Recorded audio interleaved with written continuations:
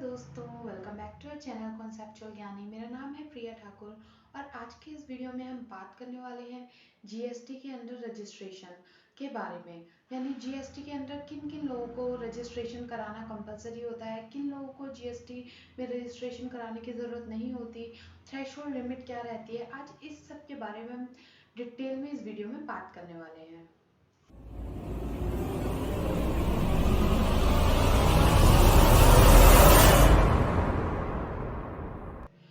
तो दोस्तों, जो नॉर्मल लिमिट रहती है एग्जेम्पशन लिमिट एग्रीगेट टर्नओवर की जीएसटी में, क्योंकि जीएसटी में रजिस्ट्रेशन हम टर्नओवर की बेसिस पे लेते हैं, तो 20 लाख तक की अगर आपकी एग्रीगेट टर्नओवर रहती है ड्यूरिंग द फाइनेंशियल ईयर या किसी भी पॉइंट तक, तो आपको जीएसटी में रजिस्ट्रेशन कराने की ज़रूरत नहीं पड़ती है। पर जैसे ही आपकी एग्रीगेट टर्नओवर 20 लाख से क्रॉस होती है तो आपको जीएसटी में मैंडेटरीली रजिस्ट्रेशन कराना पड़ता है।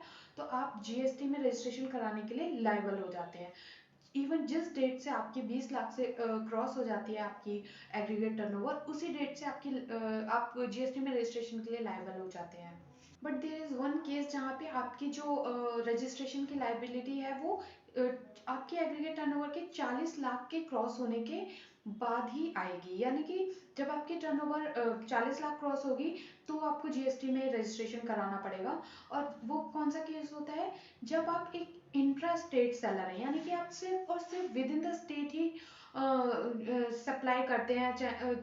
मतलब आपका कोई भी ट्रांजैक्शन आपके स्टेट से बाहर नहीं होता है, सिर्फ और सिर्फ आप within the state locally ही सेल करते हैं। और दूसरी चीज, आप गुड्स सेल करते हैं, मतलब एक्सक्लूसिवली गुड्स सेल करते हैं, कोई सर्विस प्रोवाइड नहीं करते, तो आप इंट्रास्टेट सेलर हैं। And then second thing is कि आप सिर्फ और सिर्फ गुड्स सेल करते हैं, गुड्स में डील करते हैं। तो फिर आपके लिए जो थ्रेशोल्ड लिमिट हो जाती है एग्जेम्पशन की एग्रीगेट टर्नओवर की, वो 40 लाख हो जाती है। तो उस केस में 40 लाख क्रॉस अगर आपकी टर्नओवर होती है तो फिर आपको रजिस्ट्रेशन कराना पड़ेगा जीएसटी का। ये तो हो गई हमारी नॉर्मल लिमिट्स की बात, जो थ्रेशोल्ड एग्जेम्पशन लिमिट होती है जीएसटी में रजिस्ट्रेशन के लिए। बट क्या आप लोगों को पता है कि कुछ स्पेशल कैटेगरी स्टेट्स भी होते हैं जिनके लिए जो थ्रेशोल्ड लिमिट होती है एग्जेम्पशन की एग्रीगेट टर्नओवर की, वो थोड़ी सी अलग रहती है। वो उनके लिए डिफरेंट क्राइटेरिया रहता है जीएसटी में रजिस्ट्रेशन कराने का। तो सबसे पहले जो स्पेशल कैटेगरी ऑफ स्टेट्स हैं, इसमें 4 स्टेट आते हैं, जो है मणिपुर, मिजोरम, नागालैंड एंड त्रिपुरा। तो यानी दोस्तों, इन 4 स्टेट्स में रहने वाले लोगों के लिए थ्रेशोल्ड लिमिट ऑफ एग्जेम्पशन जो जीएसटी में एग्रीगेट टर्नओवर की रहती है वो 10 लाख रहती है। 10 लाख टर्नओवर क्रॉस करते ही इनको जीएसटी में मैंडेटरी रजिस्ट्रेशन कराना पड़ता है।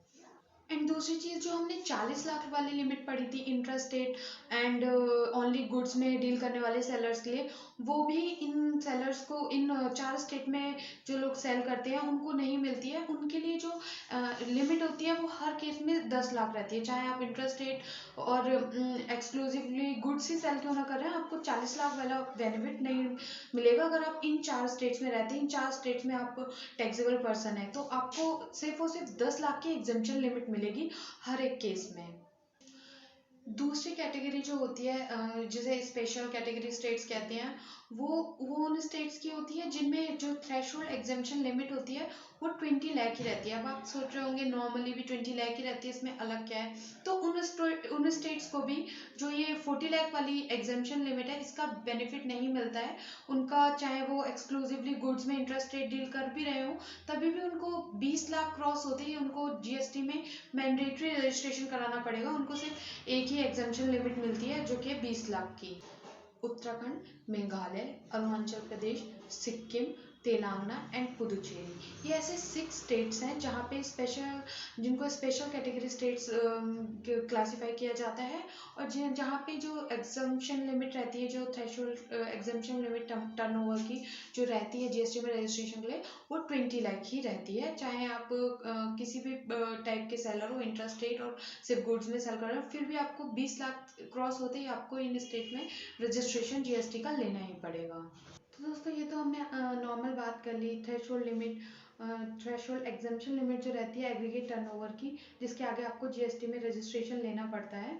अब हम बात करते हैं कुछ ऐसे केसेस की जहाँ पे आपको जीएसटी में मैंडेटरी रजिस्ट्रेशन लेना होता है, यानी कि आपको कंपलसरी खुद को रजिस्ट्रेशन कराना पड़ता है, चाहे आपकी टर्नओवर 1 रुपए की भी हो, फिर भी आपको जीएसटी में कंपलसरी रजिस्ट्रेशन लेना ही पड़ेगा। तो दोस्तों पहला ऐसा केस है इंटर स्टेट सप्लाई जो लोग करते हैं गुड्स की, यानी कि अगर आप इंटर स्टेट सप्लायर हैं गुड्स के तो आपको जीएसटी में कंपलसरी रजिस्ट्रेशन लेना पड़ेगा इररिस्पेक्टिव ऑफ योर टर्नओवर। लेकिन अगर आप inter state supplier of services के हैं तो आपको 20 लाख की एग्जेम्पशन लिमिट मिलेगी। पर inter state supply of goods पे आपको 1 रुपए की टर्नओवर होने पर भी मतलब कंपलसरी रजिस्ट्रेशन आपको कराना ही पड़ेगा। पर इसमें भी एक एक्सेप्शन होती है। जो जो लोग नोटिफाइड हैंडीक्राफ्ट गुड्स होते हैं या नोटिफाइड हैंडमेड गुड्स होते हैं जो जीएसटी में जिनके एक अलग से कैटेगरी है, अगर आप उसको सप्लाई करते हैं उन गुड्स को सप्लाई करते हैं तो सिर्फ उन गुड्स के लिए आपको 20 लाख रुपए वाली जो एग्जामिशन लिमिट है वो आपको मिलती है। तो 20 लाख तक का आपको उन गुड्स के केस में रजिस्ट्रेशन नहीं कराना पड़ता। बट अदर देन दिस, अगर कोई भी गुड आप इंटर स्टेट सप्लाई कर रहे हैं तो आपको जीएसटी में कंपलसरी खुद को रजिस्ट्रेशन लेना ही पड़ेगा। सेकंड केस होता है जब आप कैजुअल टैक्सेबल पर्सन हो। तो मैं आपको बता देती हूँ कैजुअल टैक्सेबल पर्सन क्या होता है। ये ऐसे लोग होते हैं, मान लो कि मैं एग्जांपल से समझाती हूँ, मैं दिल्ली में रजिस्टर्ड हूँ, मैं दिल्ली से ही सेल वगैरह करती हूँ अपनी। बट क्या होता है कि ओकेजनली कभी कभार मुझे यूपी में जाके या महाराष्ट्र में जाके हरियाणा में जाके भी कभी कभार मुझे सेल करनी पड़ती है। पर आपका रजिस्टर्ड प्लेस तो यहाँ पे है, तो अगर आपको सप्लाई करनी है तो आपको तो रजिस्ट्रेशन लेना पड़ेगा। तो ऐसे लोगों को कंपलसरी रजिस्ट्रेशन कराना पड़ता है खुद का। उनका रजिस्ट्रेशन का थोड़ा सा अलग प्रोसीजर रहता है, बट उनको खुद को कंपलसरी रजिस्ट्रेशन लेना पड़ता है उस स्टेट में जहाँ पे भी वो ओकेजनली सर्विसेज देते हैं या गुड्स सेल करते हैं वहाँ पर। उनकी टर्नओवर चाहे जो भी हो, कितने भी रुपए का उन्होंने सेल किया हो, बट अगर उन्हें as a casual taxable person कुछ भी गुड सेल करना है या सप्लाई ऑफ सर्विस करनी है तो उनको फिर रजिस्ट्रेशन कंपलसरी लेना ही पड़ेगा। नेक्स्ट केस आता है अगर आप NRTP है यानी नॉन रेजिडेंट टैक्सेबल पर्सन। इनका केस भी कैजुअल टैक्सेबल पर्सन की तरह ही होता है। ये बाहर के रेजिडेंट होते हैं और बाहर ही लेकिन इंडिया में इनका कोई फिक्स प्लेस ऑफ बिजनेस नहीं होता, रजिस्ट्रेशन नहीं होता। लेकिन इन्हें कभी कभार जैसे क्या होता है कि इन्हें कोई टैक्सेबल सप्लाई देनी पड़ जाती है इंडिया में आके ये कुछ बेचना चाहते हैं या तो उनको उस केस में कंपलसरी रजिस्ट्रेशन लेना ही पड़ता है। अगर एक बार कंपलसरी रजिस्ट्रेशन लेंगे तभी वो इफेक्ट कर सकते हैं सेल या सप्लाई ऑफ सर्विस जो भी वो करना चाहते हैं। वहाँ पे भी एग्रीगेट टर्नओवर की कोई लिमिट नहीं होती। जो भी आपकी टर्नओवर हो पर आपको एक बार कंपलसरी रजिस्ट्रेशन लेना पड़ेगा, उसके बाद ही आप गुड्स या सर्विस सप्लाई कर पाएंगे। नेक्स्ट केसेस जब आपको रिवर्स चार्ज मैकेनिज्म में टैक्स पे करना पड़ता है, यानी कि आप ऐसी सप्लाईज लेते हैं जिस पे आपको टैक्स पे करना पड़ता है रिवर्स चार्ज मैकेनिज्म के अंडर। जैसे कि फॉर एग्जांपल आपने किसी लॉयर से सर्विस ली, तो जो लॉयर की सर्विसेज होती हैं वो उसमें रिवर्स चार्ज लगता है। यानी कि लॉयर टैक्स पे नहीं करेगा, आपको रिवर्स चार्ज में टैक्स पे करना पड़ेगा। तो अगर आप ऐसे सर्विसेज लेते हैं रिवर्स चार्ज में आपको अगर टैक्स पे करना पड़ता है तो फिर आपको कंपलसरी रजिस्ट्रेशन है, आपके लिए थ्रेशोल्ड लिमिट कोई भी नहीं है टर्नओवर की।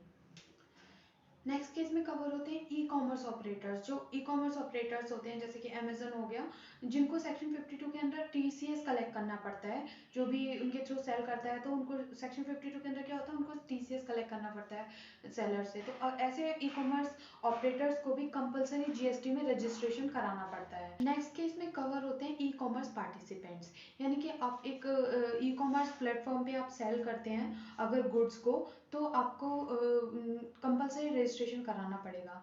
हालांकि अगर आप सर्विस प्रोवाइड करते हैं ई कॉमर्स प्लेटफॉर्म पे तो आपको 20 लाख का जो थ्रेशोल्ड लिमिट है एग्जाम्पशन का वो आपको मिल जाता है। बट अगर आप गुड्स सेल करते हैं ई कॉमर्स प्लेटफॉर्म पे, यानी कि आप सेलर हैं और आप अमेजोन या फ्लिपकार्ट या किसी भी ई कॉमर्स प्लेटफॉर्म पे अपने गुड्स सेल करते हैं, तो फिर आपके लिए रजिस्ट्रेशन कंपलसरी हो जाता है। वहाँ पे आपको थ्रेशोल्ड एग्जाम्पशन लिमिट टर्नओवर की एग्रीगेट टर्नओवर की नहीं मिलती है। वहाँ पे आपको 1 रुपए की भी टर्नओवर पे मतलब आपको कंपलसरी खुद को रजिस्ट्रेशन कराना ही पड़ेगा। नेक्स्ट केस में कवर होते हैं ऐसे लोग जिनको टीडीएस काटना पड़ता है। टीडीएस अंडर जीएसटी का मैंने एक सेपरेट वीडियो बनाया था, उसमें आप देख सकते हैं कि किन लोगों पे जीएसटी के अंडर टीडीएस काटने की लाइबिलिटी होती है। तो ऐसे लोग जिनको जीएसटी में टीडीएस काटना है किसी का, तो वो उनको जीएसटी में इवन सेपरेट रजिस्ट्रेशन लेना पड़ेगा। यानी कि मेरे को लाइबिलिटी है कि मेरे को आपका टीडीएस काटना है, मैं आपको टीडीएस काट के मुझे पेमेंट करनी है। मैं अपने बिजनेस के लिए मैंने एक जीएसटी नंबर ऑलरेडी ले रखा है, बट उनको जीएसटी नंबर टीडीएस काटने के लिए अलग से जीएसटी नंबर लेना पड़ेगा, मतलब जीएसटी में टीडीएस के लिए अलग से रजिस्ट्रेशन कराना पड़ेगा, और वो कंपलसरी होता है, उसके लिए कोई थ्रेशोल्ड लिमिट नहीं होती है।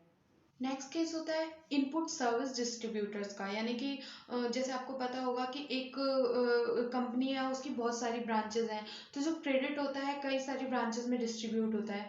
तो ऐसे क्रेडिट को अगर डिस्ट्रीब्यूट करना है तो उसके उसको बोलते हैं जो भी यूनिट क्रेडिट को डिस्ट्रीब्यूट करती है उसको इनपुट सर्विस डिस्ट्रीब्यूटर बोलते हैं। तो आपको क्रेडिट को डिस्ट्रीब्यूट करने के लिए आईएसडी को अलग से सेपरेट रजिस्ट्रेशन लेना पड़ता है। जो उनका बिजनेस है उससे कोई उनको फर्क नहीं पड़ता, आपको उसके लिए अलग से, अगर आप आईएसडी के थ्रू यूनिट अपनी ब्रांच क्रेडिट अपनी यूनिट्स में बांटना चाहते हैं ब्रांचेस में, तो आपको सेपरेट रजिस्ट्रेशन लेना ही पड़ेगा। उसके लिए भी आपको threshold limit of aggregate turnover का बेनिफिट नहीं मिलता है, उसके लिए आपको मतलब कंपलसरी रजिस्ट्रेशन है जीएसटी का।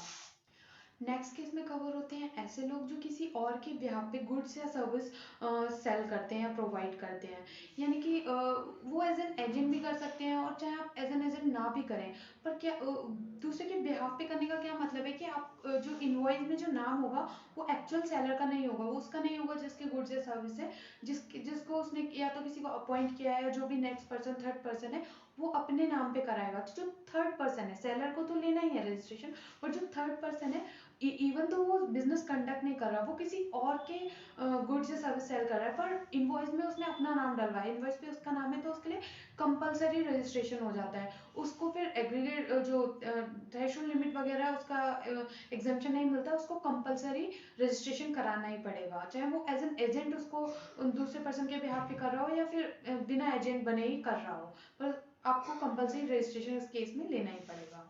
नेक्स्ट केस में कवर होते हैं जो लोग OIDAR सर्विसेज होती हैं, कुछ डाटा रिलेटेड सर्विसेज होती हैं, ऑनलाइन डाटा सर्विसेज देते हैं किसी अनरजिस्टर्ड पर्सन को इंडिया में, यानी कि वो लोग बाहर के होते हैं वैसे तो वो बाहर से सर्विसेज देते हैं इंडिया में। अगर वो रजिस्टर्ड पर्सन को दे रहे हैं तो कोई बात नहीं, वो रजिस्टर्ड पर्सन पे रिवर्स चार्ज में टैक्सेबल सप्लाई का जो है रिवर्स चार्ज में उसके ऊपर जीएसटी की एप्लीकेबिलिटी बन जाएगी। बट द थिंग इज, अगर आप एक अनरजिस्टर्ड पर्सन को दे रहे हैं और आप एक OIDAR सर्विस प्रोवाइडर हैं, तो आपको इंडिया में कंपलसरी जीएसटी का रजिस्ट्रेशन लेना ही पड़ेगा। अगली चीज़ है कि कौन से ऐसे लोग होते हैं जिनको जीएसटी में रजिस्ट्रेशन कराने की ज़रूरत नहीं पड़ती।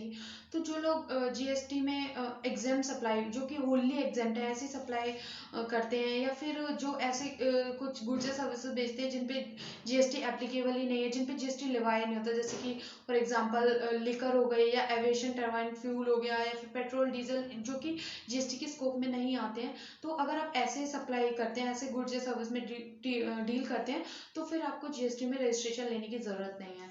दूसरी चीज़ होती है जो लोग रिवर्स चार्ज वाली सर्विसेज देते हैं, जैसे कि फॉर एग्जांपल मैंने बताया था आपको, लॉयर क्या होता है, उसको टैक्स पे करने की ज़रूरत नहीं होती, क्योंकि जो भी लॉयर की सर्विसेज लेगा तो वो रिवर्स चार्ज में टैक्स ऑटोमेटिकली उसको पे करना पड़ेगा।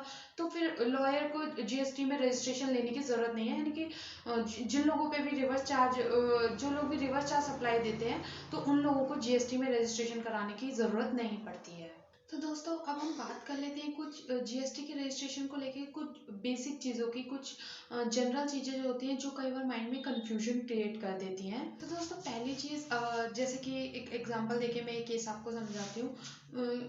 आपके दो बिजनेस हैं, एक आपका बिजनेस है कोई गारमेंट्स का, आप कोई गारमेंट्स में डील करते हो, गारमेंट्स के बिजनेस में, एंड सेकंड बिजनेस आपका किसी दूसरे स्टेट में है। मान लो कि जो गारमेंट्स का बिजनेस है वो दिल्ली में है, और दूसरा स्टेट मान लो उत्तराखंड में आपका बिजनेस है, आप डीजल या पेट्रोल में डील करते हो, या फिर मान लीजिए आप लिकर का आपका बिजनेस है। तो क्या आपको मतलब रजिस्ट्रेशन की रिक्वायरमेंट कहाँ पे होगी?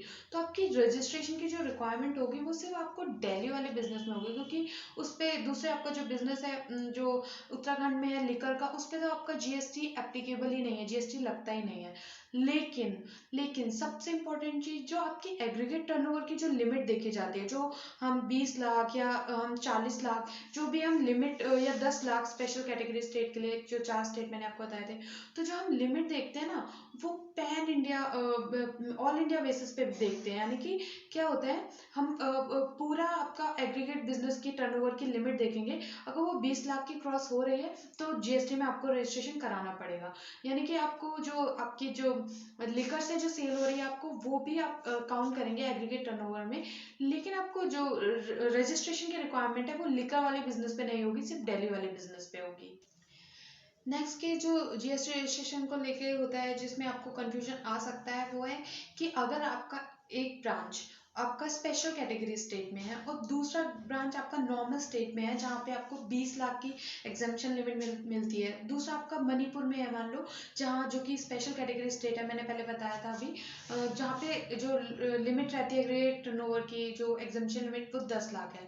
तो आपके लिए कौन सी लिमिट एप्लीकेबल होगी, आपको कौन सी लिमिट क्रॉस करके आपको जीएसटी मैंडेटरी रजिस्ट्रेशन कराना पड़ेगा।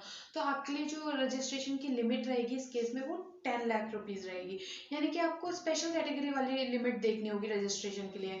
चाहे आपका दूसरा वाला जो ब्रांच है वो आपको दिल्ली वाले ब्रांच के लिए भी मतलब 10 लाख की लिमिट ही एप्लीकेबल होगी। जैसे ही आपकी 10 लाख लिमिट टर्नओवर क्रॉस करती है तो आपको जीएसटी में रजिस्ट्रेशन कराना पड़ेगा। बट क्या हो अगर वो जो मणिपुर वाले बिजनेस है उससे आप जो टैक्सेबल सप्लाई इफेक्ट कर रहे हो, वो टैक्सेबल सप्लाई इफेक्ट ना कर रहे हो, सॉरी, वहां पे आप लिकर बेच रहे हो, यानी कि वो ऐसी सप्लाई बेच रहे हो, ऐसी सप्लाई कर रहे हो जिसपे जीएसटी एप्लीकेबल ही नहीं होता, जो जीएसटी के स्कोप से बाहर है। तो उस केस में फिर आपके लिए कौन सी लिमिट होगी। तो एग्रीगेट टर्नओवर तो आप बिजनेस का पूरा ही देखेंगे, मैंने आपको बताया था, इवन आप एग्जाम सप्लाई भी कर रहे हैं तो एग्रीगेट टर्नओवर उस बिजनेस की भी काउंट होगी। बट जो फिर लिमिट लगेगी अगेन आपको फिर नॉर्मल लिमिट 20 लाख रुपए वाली, उसका बेनिफिट आपको मिलेगा, फिर आपको 10 लाख वाली लिमिट देखने की जरूरत नहीं है, तो वहां से तो आप जीएसटी वाली सप्लाई कर ही नहीं रहे हो। तो ये कुछ केसेस थे जिसमें नॉर्मली लोगों को कंफ्यूजन आ जाता है रजिस्ट्रेशन लेके। आई होप ये वीडियो आपको हेल्प करेगा रजिस्ट्रेशन के कॉन्सेप्ट को और क्लियरली और बेटर समझने में। एंड आज की वीडियो में इतना ही, और टेक केयर, बाय बाय।